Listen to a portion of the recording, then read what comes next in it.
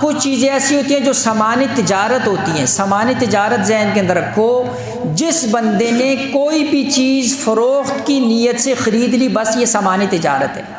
چاہے بکری خریدی، بھیڑ خریدی، بھینس خریدی، گاڑی خریدی، پلاٹ خریدا، مکان خریدا، جگہ خریدی، یا کوئی بھی پرچون کی اس کی دکان ہے یا ہول سیل کی دکان ہے، اس کے اندر جو سامان پڑا ہوا یہ سارے کا سارا سامان تجارت ہے.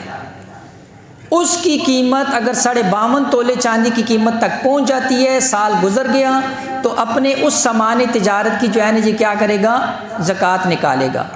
ایک بندہ فیکٹری کا مالک ہے تو اس فیکٹری کی جو پروڈکشن ہوتی ہے، جو مصنوعات ہوتی ہے، جو اس کے اندر چیز بنا رہا ہے یا اس کے اندر جو خام مال را میٹیریل پڑا ہوا ہے، اس کی جو ہے قیمت کا اعتبار ہوگا. اور قیمت ذہن کے اندر رکھنا، قیمت فروخت کا اعتبار ہے، قیمت خرید کا نہیں ہے. ہر دکاندار، پرچون والا، ہول سیلر، جس نے بھی جو چیز خریدنے کی نیت سے لی ہے، بیچنے کی نیت سے لی ہے کہ میں اس کو بیچ کر نفع کماؤں گا، چاہے پلاٹ لیا ہے، چاہے مکان لیا ہے، چاہے گاڑی لی ہے، اس کی قیمت فروخت جو مارکیٹ ویلیو اس وقت ہے اس کا حساب لگا کر زکوٰۃ ادا کرے گا. جس پر خریدی ہے اس کا حساب نہیں ہوگا، جس پر وہ بیچے گا اس پر. سونا ایک بندے نے 10 سال پہلے خریدا تھا، اس وقت اس کی قیمت اور تھی.